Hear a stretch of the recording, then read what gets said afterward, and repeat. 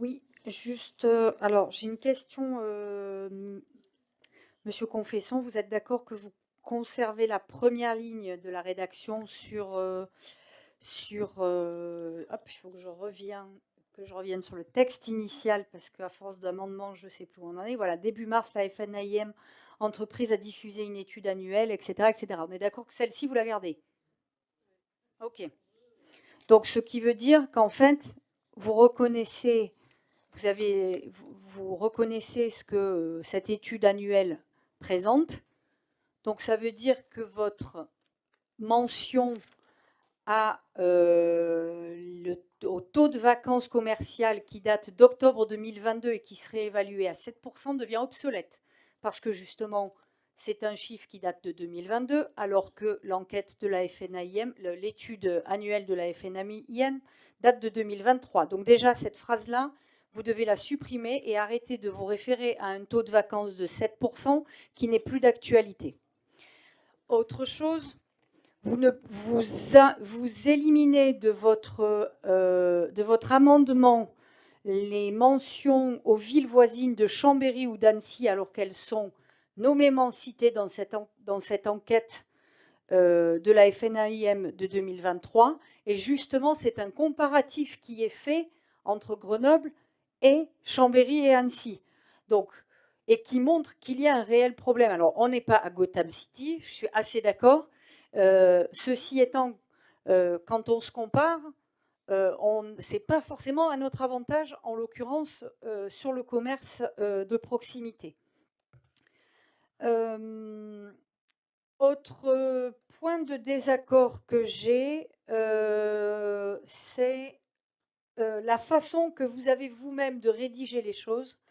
Vous dites que notre rédaction est problématique parce qu'en fait, elle est là uniquement pour taper sur la majorité. Or, moi, je trouve que votre rédaction à vous n'a de cesse de vous dédouaner de toute responsabilité. Grosso modo, c'est la faute à pas de chance. Je reprends texto vos quelques rédactions. C'est un contexte économique morose pour le commerce. Ce sont des difficultés d'ordre structurel.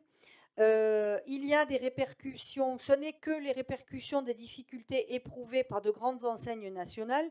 Donc en fait, rien n'est de votre responsabilité. Je trouve que votre soi-disant rééquilibrage de notre vœu, c'est surtout vous dédouaner de toute responsabilité. Donc honnêtement, la rédaction que vous proposez ne convient pas du tout. En revanche, je suis plutôt d'accord avec Madame Schumann, euh, et même sur le fond, euh, l'objet de notre vœu, c'était de dire que on souhaite que la métropole prenne davantage de place et utilise les outils qui sont à sa disposition pour la redynamisation de l'offre commerciale à Grenoble. Donc, on est absolument d'accord avec son amendement, la façon de rédiger la fin du vœu.